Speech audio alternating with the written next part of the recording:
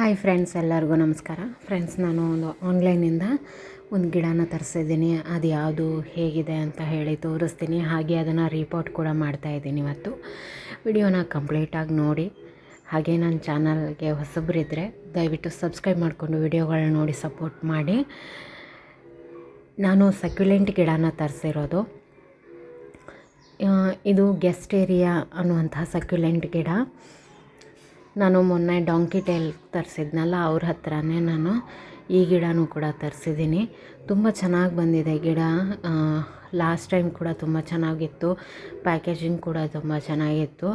ಅದಕ್ಕೆ ನಾನು ಇದೊಂದು ಗಿಡ ಆರ್ಡ್ರ್ ಮಾಡಿದ್ದೆ. ನೋಡಿ ಎಷ್ಟು ಚೆನ್ನಾಗಿ ಕಳಿಸಿದ್ದಾರೆ ಅಂತ. ಸಕ್ಯುಲೆಂಟ್ ಗಿಡಗಳನ್ನು ನಮ್ಮ ಊರಲ್ಲಿ ತುಂಬ ಚೆನ್ನಾಗಿ ಗ್ರೋ ಆಗುತ್ತೆ. ಹಾಗಾಗಿ ನಾನು ಇದನ್ನು ಚಾಯ್ಸ್ ಮಾಡಿ ತರಿಸಿರೋದು. ನೋಡೋದಕ್ಕೂ ಕೂಡ ತುಂಬ ಚೆನ್ನಾಗಿ ಅನ್ನಿಸ್ತಾ ಇತ್ತು.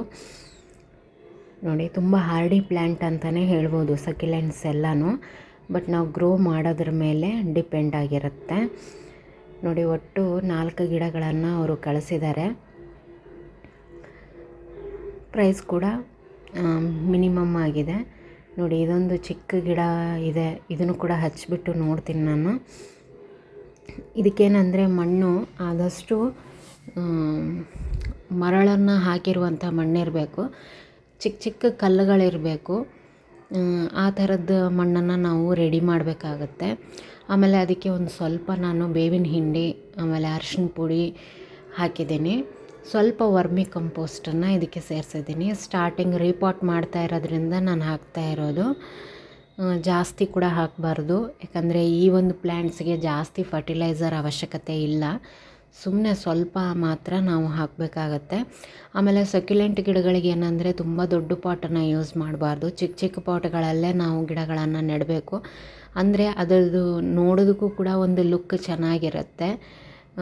ಆಮೇಲೆ ಇನ್ನೊಂದೇನೆಂದರೆ ಅದರಲ್ಲಿ ನೀರು ಜಾಸ್ತಿ ಹಿಡ್ಕೊಳಲ್ಲ. ಅದಕ್ಕೋಸ್ಕರ ನೋಡಿ, ಇಲ್ಲಿ ನಾನು ಮಣ್ಣನ್ನು ರೆಡಿ ಮಾಡಿ ಇಟ್ಟಿದ್ದೆ. ಈಗ ಅದರಲ್ಲೇ ಹಾಕ್ತಾಯಿದ್ದೀನಿ. ನೀರು ಜಾಸ್ತಿ ಹಿಡ್ಕೊಳುವಂತಹ ಒಂದು ಪಾಟ್ಗಳಲ್ಲಿ ಹಾಕಬಾರ್ದು. ನಾವು ಜಾಸ್ತಿ ಮಣ್ಣು ಹಾಕಿ ದೊಡ್ಡ ಪಾಟಲ್ಲಿ ಇಟ್ಟರೆ ಏನಾಗುತ್ತೆ, ಅದಕ್ಕೆ ನೀರು ಕಡಿಮೆ ಬೇಕಾಗಿರುತ್ತೆ. ಅದರ ತೇವಾಂಶ ತುಂಬ ಹೊತ್ತಿರುತ್ತೆ. ಅಂಥ ಟೈಮಲ್ಲಿ ಏನಾಗುತ್ತೆ, ಗಿಡ ಬೇಗ ಹಾಳಾಗಿಬಿಡುತ್ತೆ.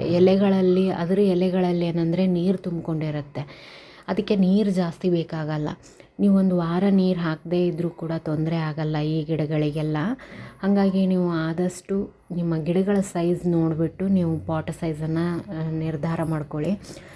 ಆದಷ್ಟು ಸಕ್ಯುಲೆಂಟ್ ಗಿಡಗಳಿಗೆ ನೀವು ಸಣ್ಣ ಪಾಟ್ಗಳನ್ನು ಚಾಯ್ಸ್ ಮಾಡೋದು ತುಂಬಾ ಒಳ್ಳೆಯದು. ನಾನಿಲ್ಲಿ ಸೆರಾಮಿಕ್ ಪಾಟನ್ನು ತೊಗೊಂಡಿದ್ದೀನಿ.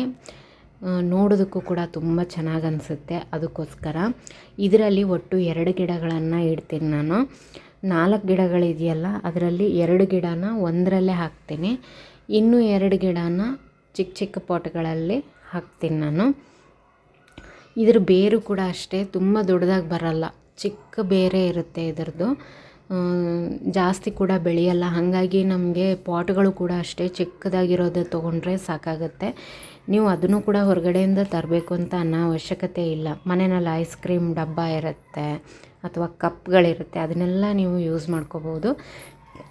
ನೋಡಿ, ನಾನಿಲ್ಲಿ ಚಿಕ್ಕ ಪಾಟ್ಗಳಲ್ಲಿ ಒಂದೊಂದನ್ನು ಇಟ್ಟಿದ್ದೀನಿ.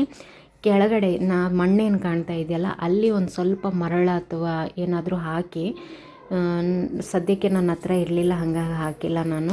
ಎಲೆಗೆ ನೀರು ಟಚ್ ಆಗಬಾರ್ದು, ಆ ರೀತಿಯಾಗಿ ನೀವು ನೋಡ್ಕೋಬೇಕು. ಎಲೆಗೆ ನೀರು ಟಚ್ ಆಗ್ತಾ ಇದ್ದರೆ ಪದೇ ಪದೇ ಎಲೆ ಕೊಳ್ತೋಗೋ ಚಾನ್ಸಸ್ ಇರುತ್ತೆ. ಅದಕ್ಕೋಸ್ಕರ ನೋಡಿ, ಈಗ ನಾನು ನೀರು ಹಾಕಿದ್ದೀನಿ. ಇನ್ನೂ ಒಂದು 3-4 ದಿನ ನಾನು ನೀರು ಹಾಕಲ್ಲ ಇದಕ್ಕೆ. ಆಮೇಲೆ ಒಂದು ಸರಿ ಮಣ್ಣನ್ನು ಚೆಕ್ ಮಾಡಿಬಿಟ್ಟೆ ನೀರನ್ನು ಕೊಡ್ತೀನಿ. ಆವಾಗಲೇ ಸಕ್ಯುಲೆಂಟ್ ಗಿಡಗಳು ತುಂಬ ಚೆನ್ನಾಗಿ ಗ್ರೋ ಆಗುತ್ತೆ.